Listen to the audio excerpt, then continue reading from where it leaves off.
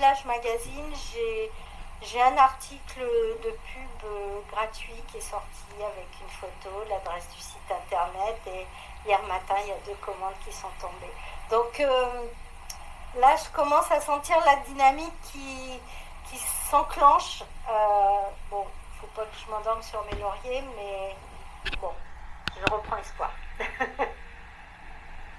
Voilà. Donc 2025, j'ai pas d'objectif. Moi, j'ai jamais d'objectif. Je dis, je fais ce que je peux. Donc j'ai quand même une idée de où je veux aller, mais il n'y a rien de concret, quoi. J'ai pas dit je veux faire tant de chiffre d'affaires parce que j'ai aucune idée de ce que je vais pouvoir faire. Je ferai le maximum. Alors je sais, Quentin, ça doit pas te plaire ce genre de discours, mais Non, mais je disais, l'essentiel, c'est la vision, je pense. oui, C'est l'essentiel. Puis je sais qu'il y en a qui où les objectifs en termes de chiffre d'affaires, c'est pas ça qui les motive. Il y en a aussi, il y a d'autres motivations aussi. non, la motivation, c'est de construire quelque chose. Voilà. C'est pas de... Et puis je peux bien mettre des chiffres dans un tableur Excel. Hein. C'est pas pour ça que je vais les réaliser. Je veux dire, moi, je l'ai déjà dit, c'est pas facile parce que le produit est pas connu. Je peux pas dire, je me fais une campagne de pub. Ça serait des baskets, je l'aurais peut-être déjà fait, mais faire une campagne de pub pour un produit que les gens ne comprennent pas, c'est pas la peine. Donc, il faut travailler autrement. Exactement. Donc, ouais. Donc qu'il y en a peut-être des remarques, des questions avant? Ou des choses qui vous ont marqué? Non? Non, mais un grand bravo déjà pour tes bougies, c'est chouette. Merci. Ouais, franchement, déjà, il y a une belle avancée, je pense, par rapport au milieu d'année. Tu disais par le lancement, ça a commencé, c'était en. C'était quoi? C'était janvier? Non, septembre, pardon. Octobre, septembre, octobre, c'était un peu. Tu dis, c'était pas le. Ça a commencé là récemment, là, en novembre, décembre. Fin octobre, ouais, fin octobre, novembre, ouais, décembre, ouais. Ah bah, d'avril à octobre, ça a été la traversée du désert, mais c'était... ouais, c'était... Alors, je sais pas, même quand il n'y a rien, même quand ça marche pas, je continue à me projeter. Donc ça va. Mais bon, jusqu'à quand, quoi. Ouais, non, mais c'est super, il y a une belle évolution, je pense. Ouais, même d'avril à septembre, même pour moi, c'était pareil. Toi aussi, Sophie disait d'avril à septembre, ça a été dur et là, ça recommence. Donc, ouais, il y a pour toute activité, ça fluctue. Il y a des moments voilà, où l'énergie aussi fluctue aussi au niveau personnel. Donc c'est... Alors après, là où je me suis rassurée, si tu veux, c'est que c'est quand même complètement général. Parce que dans le bâtiment, c'est la même chose. Tous les créateurs disent la même chose. Voilà, on a une conjoncture qui n'est pas favorable, c'est clair. Ouais, c'est ça. Et c'est pas une raison pour se reposer sur ses lauriers et dire et abandonner quoi. Il y a du boulot, il y a de l'argent, les gens investissent. Donc il faut et c'est Noël, les gens ont dépensé. Voilà. Les gens, il y a toujours de quoi faire. Donc voilà, c'est comme quoi. Faut pas Au s'arrêter. mois de septembre, j'ai entendu que même le boulanger il voyait son chiffre d'affaires baisser. Je me suis dit là, c'est quand même un peu grave. Donc, ouais, il y a des périodes qui sont pas faciles à passer. Exactement. Bon, qui veut continuer sur cette lancée Pauline, Sandra? Moi, je veux bien. Sandra, vas-y. Alors, donc moi, je suis sophrologue, sonothérapeute et massothérapeute. Je pense que tout le monde connaît la sophrologie. La sonothérapie, moi j'utilise les sons, j'utilise les bols, mais pas que, j'ai plein d'autres instruments en fait pour détendre les gens, entre autres. Parce que la sonothérapie, il y a énormément de bienfaits en fait. Ça régule le rythme cardiaque, ça régule le sommeil, ça redonne la confiance en soi, il la tension artérielle aussi. Enfin, c'est énorme tous les bienfaits que les scientifiques sont en train de réaliser en fait. Il y a, dans certains hôpitaux, ils commencent à utiliser les bols, je crois que c'est au CHU de Lille, dans le service de cardiologie, pour réguler le rythme cardiaque après les opérations ou avant. Ouais, non, c'est énorme. Bon, après, c'est pareil, hein, ça commence juste. C'est un peu comme toi avec tes ah mince, j'ai mangé le nom. Tes marmites. J'en ai entendu parler il y a quelques années parce que moi, je suis intolérante au gluten. Ouais. Et j'ai plein d'autres intolérances. Donc, je m'étais intéressée un peu justement à ces cuissons douces, en fait, pour garder tous les bons nutriments des aliments. Enfin, bref. Et donc, moi, je me suis lancée en octobre 2023. Voilà. Donc, ça fait un peu plus d'un an. Il y a des moments où ça coupe, moi, ça capte pas bien. Voilà, ça avait figé. Donc, ça a démarré très lentement. Donc, comme toi, moi, à partir de avril jusqu'à septembre, octobre, ça a été rien du tout. Pratiquement rien. Et là, ça commence un peu à redémarrer, mais c'est assez lent, quoi. C'est compliqué, alors que les gens sont super mal.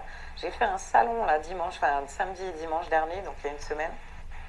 Sur le salon, d'habitude, il y a 1000 à 1500 visiteurs. Là, il n'y avait que 850 visiteurs. Et dans les personnes que j'ai vues, moi, j'en ai trois personnes qui ont craqué, qui pleuraient, quoi, carrément, que j'ai massé, en fait. Il y en a une autre, j'ai fait un atelier en groupe, et même pendant le groupe, dès les premiers moments où j'ai essayé d'apaiser les gens, elle a commencé à pleurer tout de suite, quoi. Les gens sont vraiment à bout. On sent une ambiance assez compliquée. Le problème avec les pratiques comme les miennes, c'est qu'on ferait énormément de bien aux gens, seulement c'est pas remboursé. Et enfin, la sophrologie, il y a quelques mutuelles qui remboursent, mais les gens souvent ils gardent les remboursements pour les médecines douces, pour l'ostéopathe ou des choses comme ça. Et puis la sophrologie, en général, on fait plusieurs séances. C'est pas en une séance qu'on va pouvoir s'apaiser ou régler nos problématiques, quoi. Donc en général, ça prend une dizaine de séances. Donc c'est un coût quand même. C'est ça qui fait que j'ai du mal à lancer l'activité, mais comme beaucoup de personnes, comme beaucoup de thérapeutes qui sont autour de moi, quoi. Après, moi, j'ai acheté un camping-car. On est en train de l'aménager pour faire un cabinet ambulant. Ah. Donc là, il me reste la direction assistée à installer et on a encore la salle de bain à fignoler et le sol, en fait. Et après, normalement, on a fini. J'ai pas encore rendu autonome. Il faut que je le rende autonome en électricité aussi. Et après, c'est bon, je pourrais décoller. Il y a aussi ça qui fait que le projet n'est pas complètement abouti, parce que c'est ce qui va me démarquer aussi, parce que j'ai énormément de concurrence. Et ce cabinet-là va me permettre de me démarquer et aussi de pouvoir amener... là, j'ai une personne qui m'a abordée pour travailler avec les sourds. Donc ça peut paraître bizarre, mais en fait, la sonothérapie, vu que ça marche beaucoup avec les ondes, elle voulait voir ce que ça a donné. Mais ils n'ont pas de salle, donc elle a hâte que moi je finisse mon camping-car pour que je puisse accueillir les ados, parce que c'est des ados, enfants et ados, en individuel dans le camping-car, quoi. Voilà, c'est ça en fait la problématique aussi, c'est les salles. Quand on loue des salles, ça vaut une fortune, donc ce qui fait que le prix, quand on le fait en groupe, le prix augmente. Donc moi, c'est pour ça que j'ai fait une formule où les personnes m'invitent chez elles. Elle ne paye pas, un peu comme le Tupperware là. Et les personnes qui viennent, elle invite des personnes et ces personnes payent moins cher. Genre 15 € la séance, quoi. Du coup, ça permet que ça soit plus abordable, parce que si je loue une salle, ça fait entre 25 et 35 €. Donc c'est quand même un peu plus conséquent. Après, donc les projets à venir, donc c'est finir le camping-car. C'est aussi, avant de commencer, normalement, je voulais trouver un autre job pour pouvoir démarrer sereinement. Seulement, le camping-car est arrivé avant que je puisse finir mon bilan de compétences. Donc, j'ai sauté dessus, en fait, parce que j'ai pu avoir des aides et tout. Donc, le projet s'est fait à l'envers. Je voulais trouver un job pour pouvoir manger et quand même m'épanouir dans ce job et faire thérapeute praticienne à côté. Seulement le projet s'est construit à l'envers. Donc maintenant que le projet est bien lancé et que j'ai un peu plus de temps, ben là je suis en train de reprendre mon bilan de compétences pour trouver le métier qui va pouvoir se combiner avec ma pratique en fait. Donc j'en suis là. Donc vu que j'ai pas de bac, je suis en train de voir parce qu'il y a plein de métiers qui m'intéressent, mais qu'il faut avoir un niveau bac. Donc je suis en train de voir pour avoir des passerelles pour peut-être faire un métier qui me plaît et d'aller voir le niveau en dessous pour peut-être faire une VAE dans 2 ans. Enfin voilà, c'est un truc qui ça va mettre du temps, mais bon, il faut bien manger, quoi. C'est ça le truc. Et trouver le métier sur ça, surtout parce qu'il faut que ça soit quelque chose qui me fasse vivre, mais aussi qui m'épanouisse, quoi. C'est ça la complexité de la chose.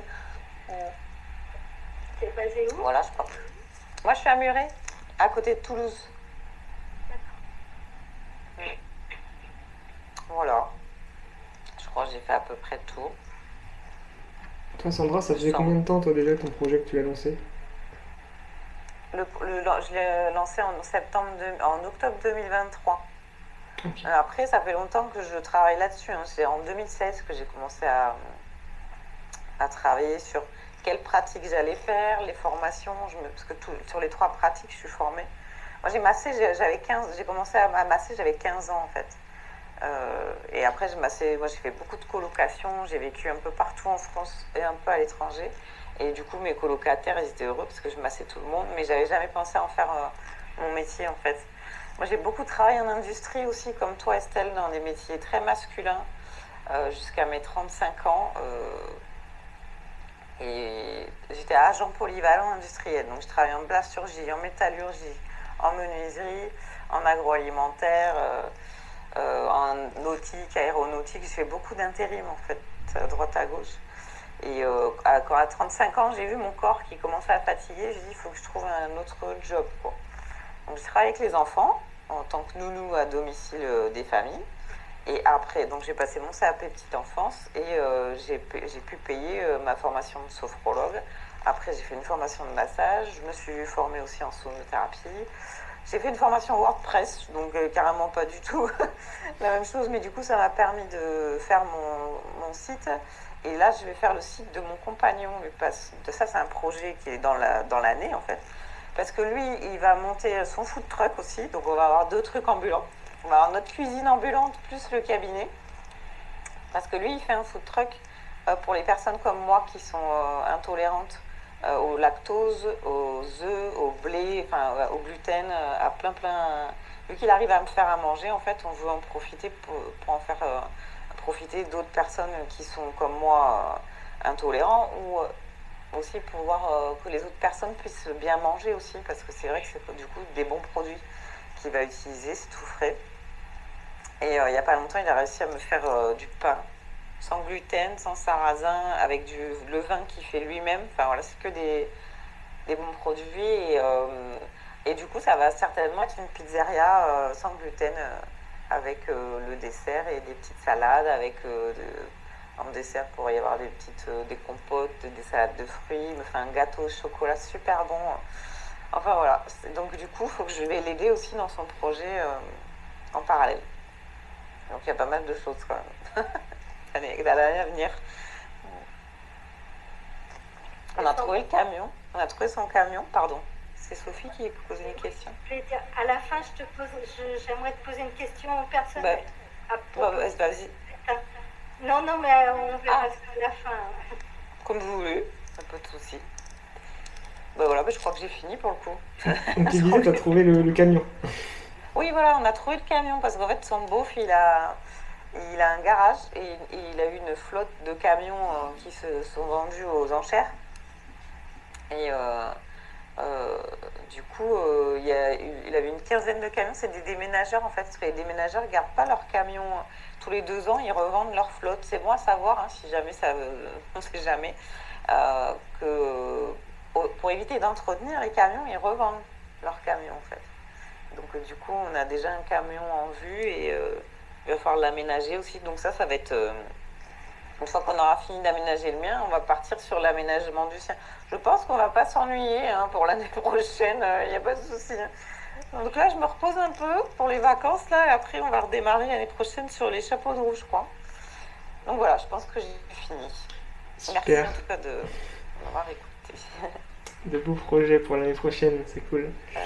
Bon, ouais, je pense que c'est bien de faire que chacun présente. Après, à la limite, poser des questions à la fin. Peut-être aussi, il y a des choses vraiment à revoir. Comme ça, au moins, on a vu tout le monde. Et puis, ça permet de refaire un point à la fin. Comme ça, au moins, on voit où chacun on en est. Et puis, les projets un peu que chacun a envie de mener. Donc super. Ok.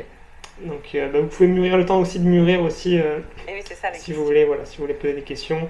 Et s'il y a des choses en commun, choses comme ça. Allez-y, du coup, qui veut continuer, ou Pauline ou Estelle? Je vais continuer. Alors, pour remettre le contexte, ma boîte a vu le jour le 2 juillet de cette année, donc c'est très récent. Un peu comme Sandra, c'est un projet qui a été fait en parallèle de mon activité pro, formation toujours en parallèle de mon activité pro, et j'ai arrêté ce métier pour la simple et bonne raison que ça demande énormément de temps dans le bâtiment, enfin surtout sur les projets dans lesquels j'étais, avec des journées qui démarraient le matin à 7h et qui se finissaient aux alentours de 21h, donc j'ai décidé, enfin mon corps m'a expliqué qu'à un moment il fallait bien que j'arrête, donc du coup, et c'était l'occasion de transposer dans ces compétences que j'ai techniques, qu'elles soient techniques ou comportementales, avec ce que je sais faire, et pouvoir le mettre au service en fait de l'entreprise. Mais après, ma cible, moi, c'est le bâtiment, je reste dans ce cœur de métier qui est le mien, et donc c'est de former, sensibiliser les postes d'encadrement du bâtiment sur justement le comment être avec les autres pour qu'un projet fonctionne, la gestion de planning, le stress que ça engendre et tout ça. Donc ce que j'ai fait cette année du coup c'est très court parce que ça a démarré en juillet, j'ai créé mon site internet cet été, j'ai fait toute ce qu'on appelle la visibilité aujourd'hui, donc les couleurs, etc. Donc ça m'a pris 2 mois quand même, parce que je n'ai pas fait de formation WordPress, donc ça m'a pris plus de temps que ce que j'avais pu imaginer. À septembre, j'ai commencé à faire ma communication sur LinkedIn, du coup de faire mon coming out, je vais l'appeler comme ça. Donc auprès de mon réseau de bâtisseurs. Là, j'ai pris une prestation auprès d'une fille qui est ce qu'on appelle les experts LinkedIn là, pour la communication, la bannière, etc., pour vraiment axer ma com là-dessus. Et d'être au clair avec ma vision en fait, parce que moi j'œuvre en fait sur la vision, c'est vraiment le truc. Il y a les objectifs, mais les objectifs en fait c'est un peu les étapes pour moi. Et ma vision sur vraiment celle que je peux percevoir aujourd'hui, en fait, c'est d'intégrer en fait des écoles d'ingénieurs pour pouvoir justement communiquer sur la gestion du planning, la gestion des tâches, la gestion des ressources humaines, tout le stress, en fait, comment on fait pour transformer le stress face aux impondérables, parce que c'est un métier en fait où on ne prend pas de temps, on gère que de l'urgence essentiellement. Donc comment on fait pour faire ça? Là, j'ai lancé un programme de webinaire pour 2025 que je vais mettre en ligne sur LinkedIn et sur Facebook, donc avec un lien de connexion, pour justement sensibiliser aussi les gens sur le bien-être mental, enfin plus le mieux-être mental, parce que bien-être ça serait un peu pompeux, je trouve, de dire un truc comme ça, parce que c'est pas possible. On parlait de conjoncture tout à l'heure, mais finalement ce qu'on sait faire c'est s'adapter. Et de vraiment miser en fait sur la capacité d'adaptation, quoi, et pas sur la résilience, mais plus sur la robustesse. Parce que la résilience, pour moi, c'est un mot qui est absolument pas adapté aujourd'hui. Mais c'est plus d'être robuste face aux événements de ce qu'on peut traverser aujourd'hui, quoi. Et donc moi, mes objectifs pour l'année prochaine, c'est vraiment, en fait c'est plus un emploi du temps idéal, quoi. Moi je bosse vraiment là-dessus, sur un emploi du temps idéal, c'est de me dire, voilà, j'ai 10 clients par semaine en one-one, j'ai 2 journées de formation inter-entreprise sur justement développer les compétences de coach des managers dans le bâtiment. Et c'est de faire des webinaires, parce que comme je fais déjà l'une des ateliers dans des assos de QVP, ce que je veux, c'est pouvoir justement un peu c'est pas le vulgariser, mais le donner un peu plus accessible en tout cas à ces personnes-là qui n'ont pas forcément les moyens de se payer des coachs et qui n'ont pas les moyens non plus de se payer des ateliers, quoi. Qui ne vont pas avoir les moyens de se rendre sur place s'ils ne bénéficient pas d'un dispositif particulier, etc. Et vraiment dans ma vision la plus lointaine, et ça c'est vraiment mon grand rêve, ce serait d'être l'équivalent de David Laroche, mais au féminin. C'est qui David Laroche? C'est un super coach de fou qui fait voilà, qui dit, et que c'est vrai que le coaching en fait c'est le métier de l'avenir, quoi. Parce que ça permet de développer des compétences qu'on ne connaît pas, enfin qu'on ne perçoit pas, parce que finalement nous avons tous des compétences, sauf que comme on a tout le temps la tête dans le guidon, en fait on n'arrive pas à percevoir l'ensemble de ce qu'on est capable de réaliser, quoi. C'est vraiment en fait de dézoomer, quoi. Quand on dézoome, en fait, on se rend compte de tout ce qu'on est capable de faire. Coach mental qui utilise, je crois, des techniques, je sais pas si c'est le human design ou c'est une autre technique, il a ses techniques à lui. On t'entend pas quand c'est un peu éloigné. Ah oui, ouais, non, j'avais le micro. Oui, je disais que lui, c'est vraiment il utilise des techniques, je sais plus si c'est le human design qu'il utilise, mais il a des techniques vraiment spécifiques pour le mental, pour débloquer au niveau mental. C'est ça. Exactement. Comme j'ai fait une formation de coach en neurosciences, du coup basée sur les neurosciences, ça me permet justement d'avoir déjà les prémices de comment utiliser le mental en fait et le cortex préfrontal pour faire switcher les gens, quoi. Puis en plus, je sais que là, il commence à faire de plus en plus de vidéos sur YouTube et elles sont vraiment super. Ces vidéos, si vous allez voir, c'est vraiment. Comment tu dis qu'il s'appelle? Le coach dont j'ai parlé, ouais. Oui. David Laroche, il s'appelle. Ouais, David Laroche. Mais dans le bâtiment, tu dois avoir, parce que j'ai un peu côtoyé aussi le bâtiment, c'est très masculin, et masculin dans tous les sens du terme. Donc, il doit y avoir beaucoup de résistance, doit y avoir peu de... Enfin, la remise en question ne doit pas être facile, ça ne doit pas être simple, hein. Je sais pas si c'est pas simple. Après, j'ai passé 20 ans sur les chantiers. Ouais, toi, tu l'es. Voilà, donc j'ai fait partie de la team, quoi, pendant longtemps. Pour moi, c'est pas un frein, en fait. Après, on a cette image très masculine, mais les hommes ont les mêmes problématiques que les femmes, en fait, sur une version complètement différente. Enfin, voilà, switcher, je veux dire. J'ai vu des gars pleurer sur des chantiers, j'ai vu des gars se poser des questions, j'ai vu des gars aussi me parler de leurs problèmes de calvitie. Enfin, il n'y a pas de... Voilà, il n'y a pas de... Enfin, pour moi, c'est pas... Au contraire, c'est possible, quoi. C'est tout à fait possible. Et si après, comme moi, je bosse sur la vision, en fait. La vision, c'est vraiment... C'est tout ce qui est impalpable, c'est le cadre de référence, c'est les valeurs. Et en fait, toutes les entreprises de bâtiment ont des valeurs, quoi. Donc, et si on part de ça, en fait, on peut modifier derrière, parce qu'eux, ils ont une image, ce qu'on appelle la marque employeur, quoi. Et la marque employeur, elle a quand même pour but d'attirer des talents et de pérenniser leur truc. Donc, et ça reste humain, finalement. Je dirais que ma force à moi, c'est justement d'avoir bossé dans le bâtiment. Donc, pour le coup, j'ai les codes du bâtiment, quoi. Donc, c'est tout à fait possible. Et les gros, en fait, ce qu'ils veulent, c'est aussi pouvoir continuer à faire ce qu'ils font, continuer à construire, à prendre des parts de marché. Il faut rester quand même aussi très sur le marché, parce que le marché, c'est quand même... il y a le why, il y a le how, le what, et il y a le marché. Donc, moi, je reste quand même dans ce truc-là qui... en partant du cœur, je remonte comme ça. Et du coup, je m'accroche, en fait... Enfin, je me pose sur les valeurs. Si on a un conflit de valeurs, moi je l'ai expérimenté dans des entreprises de bâtiment où il y a eu un conflit de valeurs et j'ai pas pu rester parce que c'était pas possible, ça marchait pas quoi. Parce que du coup je suis pas en phase avec ce que la personne en face de moi ou ce qu'elle essaye de me transmettre, ça ne correspond pas quoi. Donc ça peut pas marcher.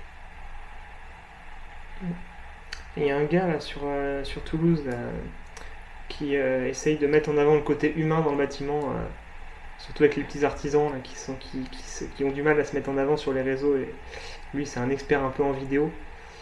Et sur LinkedIn, il publie beaucoup, il commence à être bien connu sur LinkedIn, de plus en plus. Parce qu'il fait des vidéos avec des millions de vues, en filmant des artisans, la vraie vie, comment ça se passe en vrai sur le terrain. Pour aussi des grosses boîtes de bâtiments qui ont envie de mettre ça en avant. Il s'appelle Cédric Prats, si tu veux aller voir Estelle. Cédric Prats. P-R-A-T-S. Et j'avais discuté avec lui et très, très inspirant comme gars, c'est très, très cool, très... Donc c'est bien. Il y a un peu d'humain et aussi on voit que les femmes essaient aussi de se mettre en avant un peu de plus en plus sur les réseaux, dans le bâtiment. Ouais, mais c'est important de le faire aussi.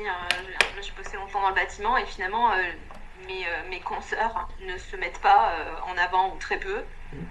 Alors que c'est une force insoupçonnée de ce métier-là, quoi. Et après, c'est pas chercher à être l'égal de l'homme parce que c'est complètement. Je mets plein de guillemets, plein de trucs autour. Hein. Je trouve ça débile. Moi, j'ai toujours été une femme dans un milieu masculin et j'ai toujours continué à porter du rouge à lèvres et à faire des manucures. Donc, je vois pas en quoi c'est antinomique. Justement, c'était ça ma force et ça a toujours été ça. Et mes chefs de chantier. Les 3 semaines, ils se posaient la question de savoir qu'est-ce que j'avais fait comme couleur sur mes ongles, quoi. Donc, parce que c'était moi. Donc, c'est vraiment toujours aussi de mettre en avant que les compétences, la femme, c'est une valeur ajoutée parce qu'elle aura un management qui est complètement différent de l'homme. Ça sera pas la basse-cour, ça sera un autre niveau, quoi. Les gars, ils vont essayer de se mettre sur la figure, et c'est arrivé souvent, j'en ai vu plein, dire tu vas voir, je t'attends là sur le petit du chantier, je vais te péter la gueule. Bon, avec une femme, ça se fait pas en fait. Ça temporise en fait. Super, merci. Merci Estelle. Du coup, je te laisse Pauline, pas de pression. Si ça peut être plus court que les autres, il n'y a pas de souci. Vas-y, je te laisse. Merci, j'ai adoré vous écouter. Moi, j'aime beaucoup écouter en premier. Je vais essayer de faire court. Moi, c'était, en fait, si je pense juste à 2024, moi, c'était sur peut-être plutôt une année où j'ai priorisé plutôt ma santé en vérité. Je suis pas tout à fait lancée. J'ai eu cette idée de side project dans du coaching et accompagnement de photographes. Je vais dire plutôt vers le mois de mai, si je ne me trompe pas. En fait, entre janvier et mai, j'ai fait une école de coaching où du coup j'ai plutôt coaché des femmes plutôt sur du coaching de vie en fait. Et du coup là j'essaye de spécialiser un petit peu mon audience, enfin ma cible, je ne sais plus comment on dit. Mais je pense que pour 2025 j'ai envie de continuer de travailler sur ma vision parce que voilà, je vois qu'en ce moment je suis plus en mode j'explore des choses et je n'ai pas pour l'instant forcément de mission particulière qui me porte viscéralement. Et je trouve ça assez agréable de naviguer sur des opportunités, des rencontres. Voilà, donc à voir si en 2025 ça se dessine davantage. Et voilà, j'ai envie de dire que j'ai vécu 2024 un peu comme un chantier où je fais un peu une table rase. D'ailleurs en face de là, je regarde beaucoup ma fenêtre parce qu'il y a un chantier, là je pense au bâtiment, il y a un immeuble de 5 étages là, qui va se construire juste en face de ma fenêtre. Donc j'ai un peu participé à des espèces de tables rondes où on a parlé un peu de ce projet-là. Donc ça me fait penser un peu à ce genre d'ambiance stressante que ça peut, j'imagine, être les projets en bâtiment. Voilà, donc que dire sur cette année J'apprends que les choses prennent du temps, un peu comme tu disais Sophie, il faut semer des choses, ça ne pousse pas immédiatement. Et je pense que j'étais dans un temps un peu Euh, un peu de jachère, quoi. Un peu l'image que j'ai. Pour le coup, moi, j'ai investi dans de la sophrologie, dans des thérapies. Et pour l'année prochaine, j'ai pas spécialement d'objectif, mais ouais, j'aimerais bien en tout cas me créer au moins un tableau de vision, quelque chose qui puisse quand même m'orienter. Parce que précédemment, j'ai plutôt navigué comme ça dans la vie, beaucoup au jour le jour en fait. Et j'arrive à un âge où j'ai envie d'un petit peu plus construire quand même et de savoir où je vais. Voilà, il y aura peut-être aussi du changement côté pro, puisque comme on le disait au début, je ne suis pas spécialement épanouie là dans la SS2I qui m'emploie, là, l'espèce de société de consulting d'informatique. Donc je suis en temps plein là-dedans, je ne sais pas si Estelle et Sandra, vous aviez entendu ça au début, quand on discutait. Tu bosses chez qui? C'est une petite société qui s'appelle Enix, qui est minuscule en fait, qui est vraiment spécialisée dans le test informatique. Donc en fait d'ailleurs mon quotidien c'est de trouver tous les bugs et tout ce qui va pas et les problèmes. Donc c'est un peu usant d'être dans tout ce qui marche pas.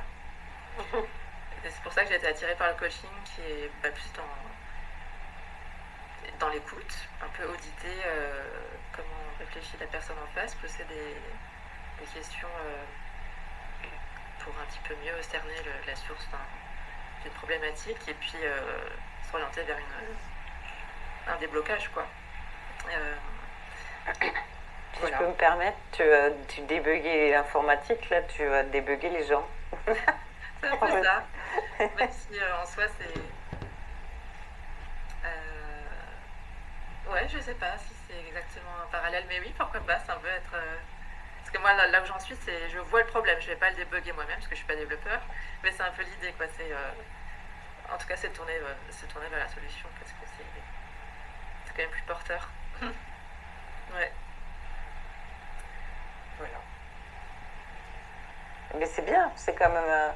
c'est important ces moments charnières, comme tu dis, de jachère, parce que c'est là où tu vas pouvoir planter, justement, comme tu disais, Sophie, et de bien préparer la terre, de bien se préparer soi, en fait, et de savoir où est-ce que tu vas vouloir aller. Ben, c'est ce moment-là qui est charnière, en fait. Donc c'est bien, profites-en, parce que surtout qu'après, quand ça démarre, après, tu n'as plus le temps de te poser et tout ça, donc c'est des jolis moments dans la vie, même si des fois c'est pas toujours simple parce qu'on se dit oh là là, on voit les autres avancer, et puis après ça met du temps, mais c'est chouette, mine de rien. Après, quand on revient en arrière, on se dit c'est tout ce parcours-là qui m'a permis d'arriver là où je suis. Mais après, on est toujours en train de, comme la jachère, c'est régulièrement qu'on l'a fait de toute façon. Mais c'est vrai. Si on veut que la terre soit fertile, on est obligé de régulièrement renettoyer, re-enlever et remettre d'autres graines après qui vont faire d'autres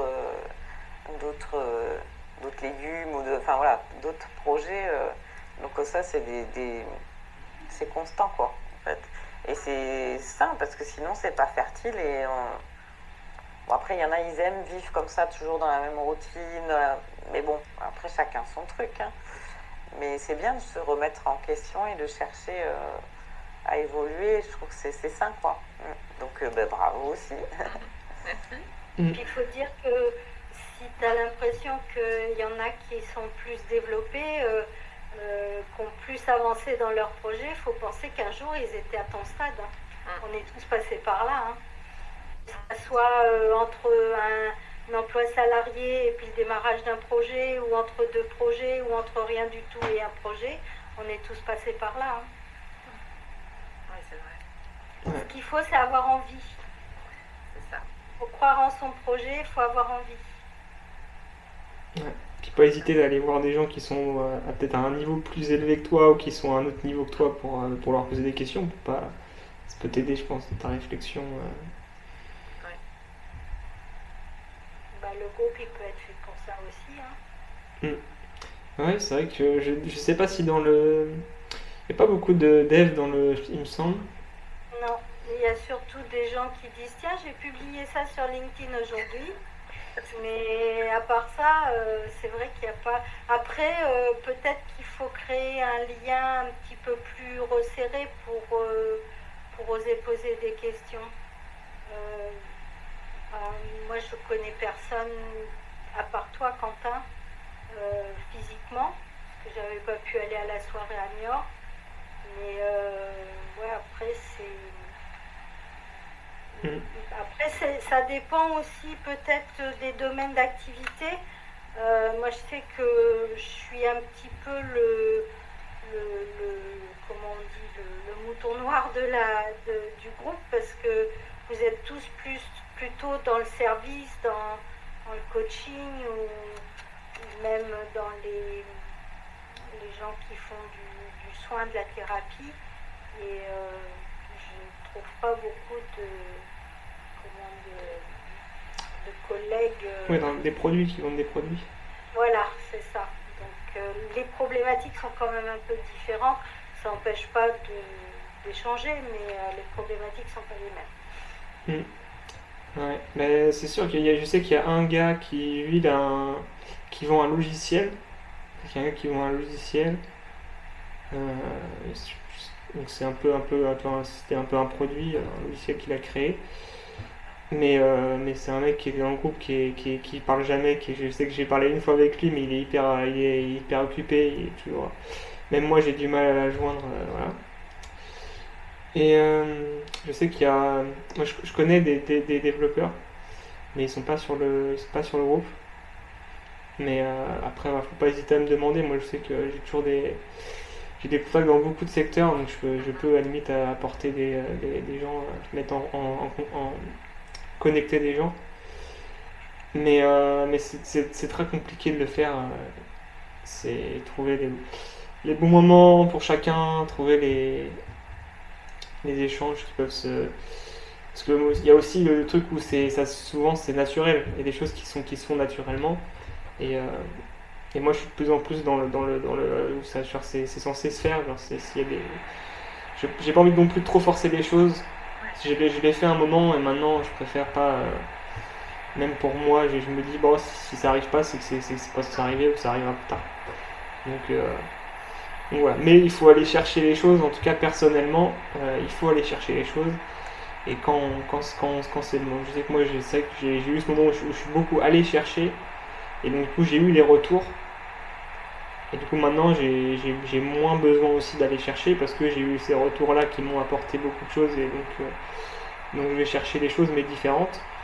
Donc il faut jauger entre deux, laisser faire les choses, mais aussi aller vers les autres, aller aussi vers les gens, parce que c'est ça aussi qui va apporter aussi la connexion. Et au final, c'est pas le fait d'aller vers les autres qui est pas forcément naturel, parce qu'au final les gens vont dire bah non, ça va, je suis occupé, non, ça ne marche pas. Ils vont te le dire, les gens ils vont dire oui. Qui sont ouverts à l'échange et tout, donc tu vois, c'est autant naturel que si que c'est pas se forcer au final.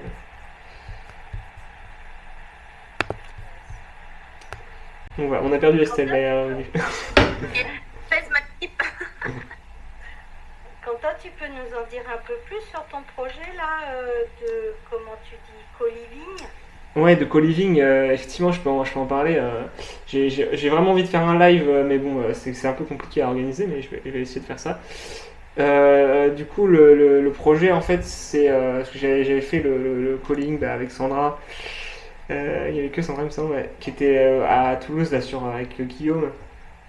Donc, qui était en gros, lui, il avait rassemblé toutes les personnes de sa communauté, justement, chez lui.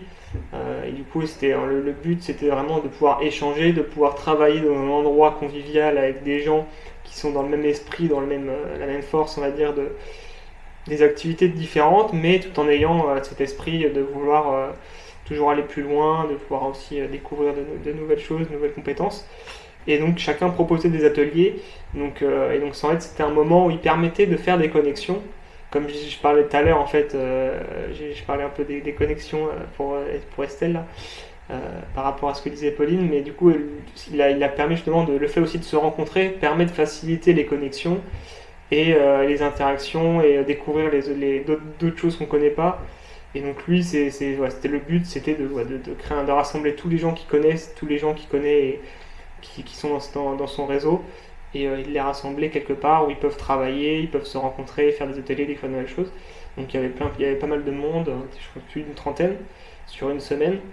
Et donc moi le but c'est un peu de faire la même chose, c'est un peu de faire la même chose mais avec ma patte quoi, avec ce que je fais un peu tous les jours. Sachant que j'ai eu beaucoup d'idées sur le fait de comment pouvoir aussi apporter quelque chose de plus. Mais je pense que ça va se faire je pense que je veux pas non plus parce que j'avais une idée d'aller chercher par exemple une personne qui débute, d'aller chercher un client pour lui, tout ça, mais pour aussi rentabiliser, je sais pas, parce que c'est un investissement aussi, donc mais bon, pour l'instant c'était des idées que j'ai eues et c'est un peu comme dans les ateliers qui en fait je pense que c'est les gens ils viennent, ils proposent des choses, moi j'ai proposé des choses et en fait c'est des ateliers qui vont se faire naturellement. Là par exemple j'ai Alex qui est un coach mental dans tout ce qui va être au niveau du froid et de la relation du corps avec le froid, la glace.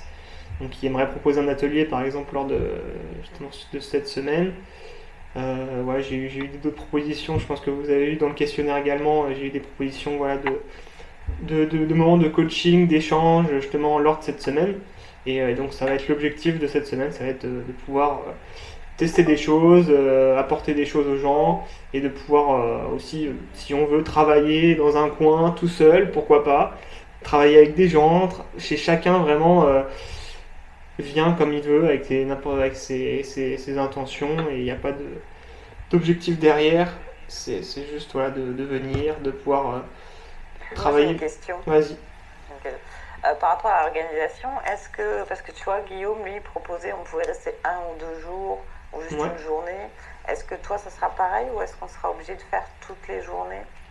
Ça sera pareil, il n'y a pas d'obligation, franchement, c'est comme vous voulez, comme vous sentez, ça peut être une journée, 2 journées. Je pense que je vais quand même mettre un système d'offres, c'est-à-dire que si vous restez plusieurs jours, vous avez une réduction. Je pense que je vais quand même mettre ça en place pour que les gens puissent s'investir et puissent rester plus longtemps, c'est plus sympa. Mais il n'y aura pas de limite. Il y a pas de. Moi, je n'avais pas compris ça comme ça. Je croyais que c'était pour s'installer définitivement. Ah, du long terme? Du long terme, tu pensais? Ah oui, non. Du long terme, j'avais pas compris. Non, c'est ponctuel, ouais. C'est quoi? C'est sur une semaine? Ouais, c'est une semaine, c'est du 28. Là, j'ai fixé la date, c'est du 28 au 4 février. Parce que du coup, normalement, il y avait mi-janvier, mais du coup, il y avait moins de monde, et c'était plus compliqué, un peu trop tôt peut-être. Donc voilà. Et c'est où? C'est Saint-Lary, tout près de Saint-Lary, dans les Pyrénées. Et après, est-ce que tu penses en refaire? Parce que c'est vrai que moi, même cette date, ça va peut-être être juste. Mais c'est vrai qu'au printemps, pour moi, ça serait plus possible et même vivable. Parce que moi, je suis pas... J'aime le froid, mais une fois que j'ai été dans le sauna, tu vois. Mais sinon, c'est pas trop mon truc. Mais voilà. Donc c'était pour savoir, ça me brancherait bien, peut-être au beau jour, plus. Bien sûr, ouais. Bah ouais, je pense que... Parce que vu que maintenant, Guillaume est plus là, ça serait bien de reprendre un peu le flambeau, quoi. Et effectivement, de faire ça cet été, pourquoi pas. Franchement, c'est un peu tôt encore pour le dire, mais ouais. Ça serait, je pense en que tout cas, je serais partante pour l'autre session, certainement. Bah ouais. Celle-là, ça fait un peu trop juste. Puis peut-être au village des créateurs, ceux qui connaissent. Ah oui. Alors là, c'est pareil, j'aurais aimé y aller, mais je crois qu'il y a tant de jours minimum, je crois. Je crois que c'est sur 5 jours, je sais plus. Quand j'avais essayé de réserver, je ne pouvais pas faire juste 2 jours. Et c'est ça qui, moi, m'a freinée, parce que du coup, le tarif, je ne pouvais pas. Parce que moi, je ne suis pas toute seule, il y a mon compagnon qui viendra avec moi. Ça fait des tarifs qui sont plus possibles pour moi, quoi. Mais je rêverais d'y aller là-bas. En plus, c'est en Charente. Moi, j'ai habité longtemps à l'île de Ré. Donc, voilà. Puis même le lieu, il me donne trop envie d'aller voir. T'as déjà été, du coup, Quentin, toi? Ouais, j'y ai été, ouais. Ça devait être chouette. Ouais, c'est sympa, c'est très sympa. Puis ils ont fait du beau travail, franchement. Ouais, c'est le lieu. et effectivement inspirant. C'est dans la campagne, vraiment il n'y a rien autour, c'est pour se balader. Top. Donc ouais, donc à voir, mais effectivement ça c'est aussi des problématiques. Effectivement, c'est pas un lieu où l'organisation est différente que dans un endroit qu'on louerait juste pour nous. Donc effectivement, c'est à voir, parce que je connais aussi d'autres lieux C'est en qui peuvent être Charente, sympas. j'ai plus le... Sophie demandait où c'était, j'ai plus le nom exactement de l'endroit. Le village. C'est en Charente, mais je sais plus. Alors, c'est entre Niort et Bordeaux. Je sais plus si j'avais mis. Je crois que c'est pas ça doit pas être très loin de Saintes, il me semble. Faut que je m'éclipse parce que j'ai un autre appel à 11h30. Ça marche. Ouais, pas de souci. C'était vraiment super d'échanger. Oui, oui. En plus, je me souviens, Pauline, tu avais fait la méditation avec Ouais, nous. Ouais. j'adore tout ça, ouais. Ouais. Et vraiment bonne chance pour ton projet ambulant. Je pense que ça va être vraiment un super plus. Vraiment, je Mais oui, pense c'est ça qui me manque pour l'instant. Ouais. Et puis d'ailleurs, peut-être que tu visiteras la maison des créateurs ou le. Mais c'est ce que j'aurais aimé faire, mais on verra. On Ah oui, ça verra. prend son temps. C'est ça. Bah, à très bientôt Yes. tout le monde. Merci. Merci salut. beaucoup. À une À prochaine. bientôt. Et du coup, Sandra, tu peux rester en ligne 2 minutes. Oui, oui, il n'y a pas de souci, dis-moi, pose-moi. Je voulais t'interroger parce que je suis en train de réfléchir à acquérir un bol tibétain et peut-être tes conseils pour le choisir. Ah, ok. Bah, en fait, déjà, où est-ce que tu as déjà repéré un magasin Alors sur l'île de Ré, à la flotte, il y a un lieu qui tu le connais. Non, je connais la flotte, mais je savais pas qu'à la flotte, il y avait un magasin. J'ai habité toute mon adolescence là-bas, et du coup, c'est où? À la flotte, alors je sais pas où exactement, j'avais Le magasin? Je vais regarder. Alors ça, t'es en train de... Tu Tu m'as embouché un coin, quoi. Alors là, ils vendent ça à la flotte. Il paraît qu'il va les chercher directement au Népal. Enfin, j'ai vu son site internet, il a des bols qui sont magnifiques. Et moi, j'y suis allée dimanche dernier, mais il n'était pas ouvert. Il va falloir que j'y retourne. Et voilà, je ne sais pas comment on choisit un bol tibétain. Alors déjà, lui, il pourra peut-être te renseigner sur le moment, quand tu vas être sur le lieu. Après, moi, je vais te dire, quand j'ai acheté mon premier bol, c'est la vendeuse. Parce qu'elle, la vendeuse, elle vient directement d'Inde en plus. Et elle m'a fait tester ce que je lui dis. J'ai vu son stand, c'était dans un salon de bien-être. J'ai vu son stand, j'ai dit, ah, mais j'adore, mais je ne sais pas choisir mon bol. Elle m'a dit, tends ta main, elle m'a mis les bols, elle m'a fait tourner les bols, elle m'a dit, tiens, c'est celui-là. Donc en fait, j'ai appris après que, en fait, c'est quand tu vas le tester, le bol, il va chanter ou il va pas chanter, en fait. Pour mettre le bol, attends, je vais en attraper un. Bon, j'en ai qu'un petit là, mais l'autre, il est dans sa... C'est à Meux, De toute façon, le la vendeur, maison il des va créateurs, tout hein, Sophie. Il faudrait que je regarde le site internet du gars. Mais oui.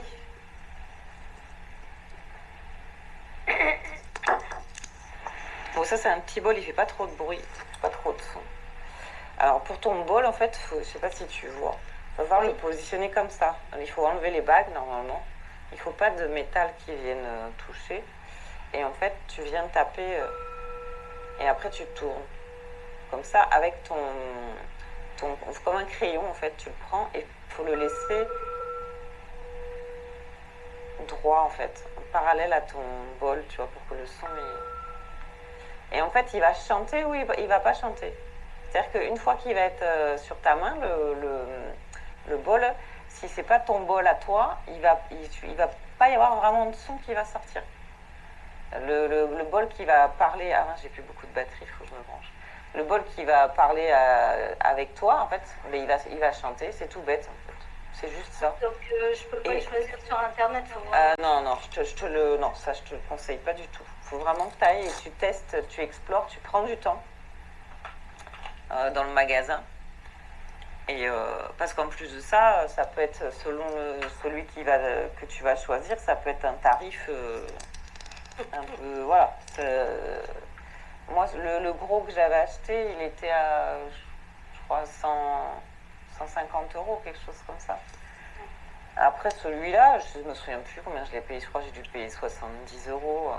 Il faut prendre le temps de toucher l'instrument, de le regarder, de le faire chanter et de voir s'il fait du son, quoi. S'il fait du son, c'est que c'est pour toi. Et aussi, il faut que ça te parle à ton oreille. Faut que Ce que tu peux faire, c'est te relaxer un petit peu avant de rentrer dans le magasin, c'est te recentrer, faire quelques respirations. Et puis après, partir dans l'intention de trouver vraiment celui qui te convient, quoi. Moi, les bols tibétains, j'en ai que 2.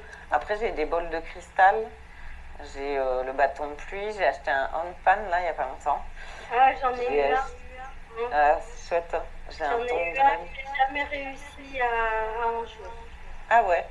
C'était peut-être pas le moment. Bah, peut-être. Pourtant, j'adore la sonorité, mais ça me faisait mal aux mains de taper dessus. Mais parce que le truc, c'est que j'aurais aimé prendre quelques cours, tu vois, pour démarrer. Et j'ai pas trouvé, c'est pas facile. Il n'y a pas beaucoup de cours de handpan, mais c'est génial quand même. Alors justement, j'en ai trouvé un, parce que moi, je l'ai eu il y a 2 semaines, moi, le mien. Donc j'ai commencé un peu avec Internet, mais c'est un peu compliqué. Et j'ai rencontré au salon que j'ai fait la semaine dernière, un jeune homme qui fait justement des initiations. Donc je vais faire la mienne mi-janvier. Donc maintenant, tu peux en trouver. Bah, là, le truc, c'est que c'est à 1 heure de chez moi. Toi, tu es à Niort. Ça fait un peu loin, mais je peux lui en parler. Non, je peux mais lui demander. Maintenant, je suis partie sur la clarinette. Donc, Ah, génial. Et justement, j'ai envie d'acquérir une flûte. Là, j'ai découvert, parce qu'il me manque la flûte. J'ai encore acheté des diapasons aussi, et normalement, c'est bon. Si je cherche un instrument aussi pour faire chanter ma plante. Parce qu'il y a des instruments comme ça aussi qui aident à faire les sons des plantes. Parce que dans une plante, tu as des courants électriques qui circulent. Et tu as un homme qui a mis ça en place. En fait, tu branches les feuilles, tu branches une feuille et il y a des espèces de petites cosses comme ça que tu mets sur ta feuille et l'autre, tu le mets dans la terre. Et en fait, lui, il a relié ça avec un ampli et avec son synthé. Et il s'est aperçu que sa plante faisait des sons. Donc il a fait un petit boîtier en fait pour qu'on puisse nous le faire à la maison avec nos plantes. Et lui il a analysé avec des scientifiques parce qu'au début il s'est dit les gens ils vont me prendre pour un taré. Donc il s'est couplé avec des scientifiques pour faire des recherches et tout ça. C'est du sérieux, hein. J'ai assisté à des conférences et tout.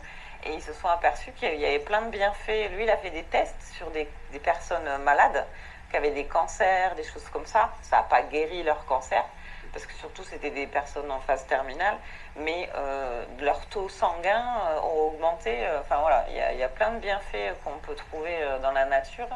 Et donc ça c'est un truc que je veux acquérir aussi.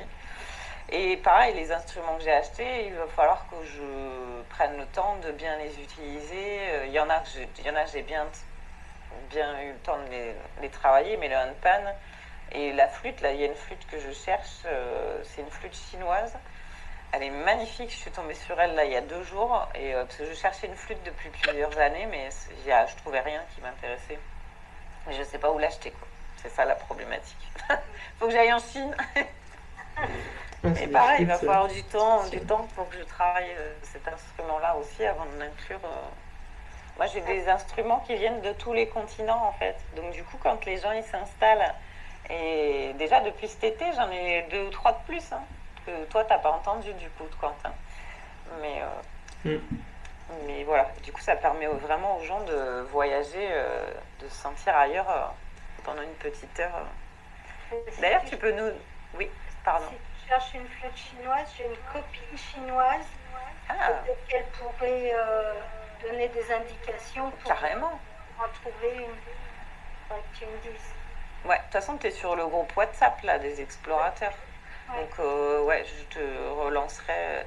Tu peux lui demander. C'est une flûte, c'est le Yuluzi. Ça, je t'enverrai le truc. Je vais l'envoyer.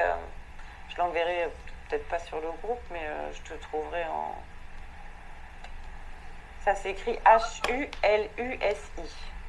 Ah, Hulussi. Voilà. Tu joues dans un instrument, Estelle ? Non. Et toi, Quentin, tu joues ?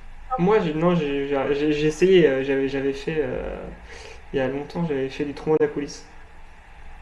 Ah ouais, Génial. Ouais, faut t'y remettre. c'est pas facile.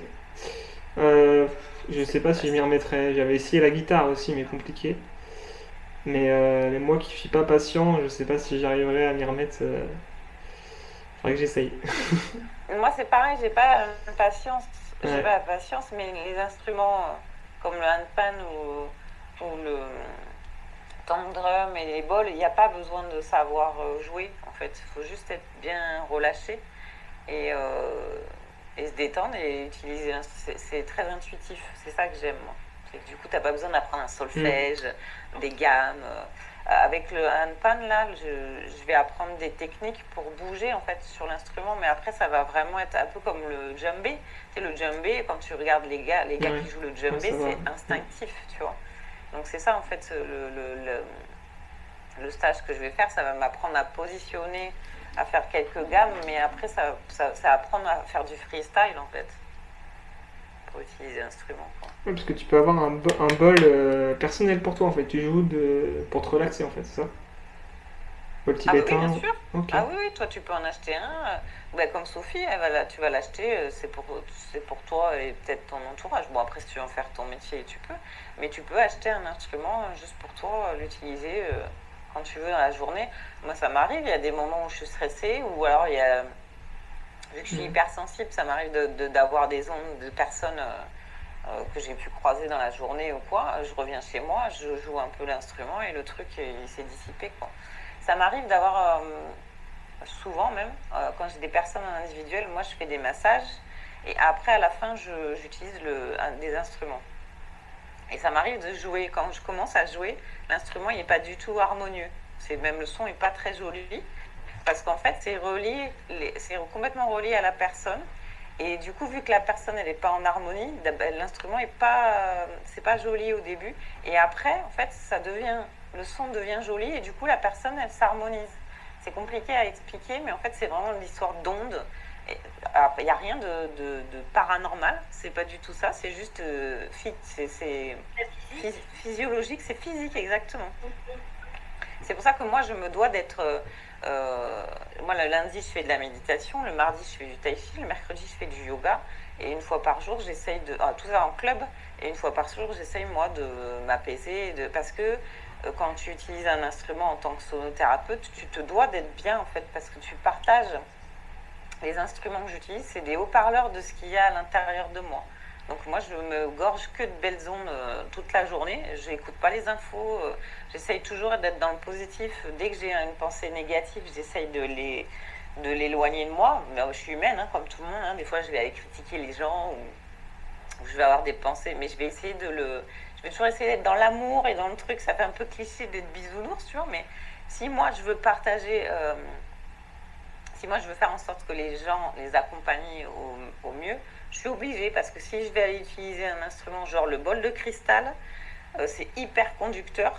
Si jamais moi je suis pas bien du tout, je vais aller donner ça à la personne en fait, tu vois. Donc c'est pour ça que quand je vois qu'il y a plein de personnes qui se balancent, qui se mettent sonothérapeute ou quoi, non, c'est pas juste parce que tu as acheté un instrument que tu peux devenir Mm. Bah sonothérapeute. oui, Il y a oui. toute une formation derrière. Et Ah, c'est il clair. c'est un entretien aussi à soi pour rester aligné et partager des bons trucs aux personnes, quoi. Surtout que les gens, ils en ont besoin. Donc, Mm. Ouais, voilà. les ondes. Putain, c'est super puissant, hein. Oui. Moi, j'ai testé ça sur un salon bien-être au mois d'avril, là. Le gars, il avait un bol qu'on pouvait monter dedans, tu vois. C'était un très grand bol. Et quand il a tapé dedans, ça m'a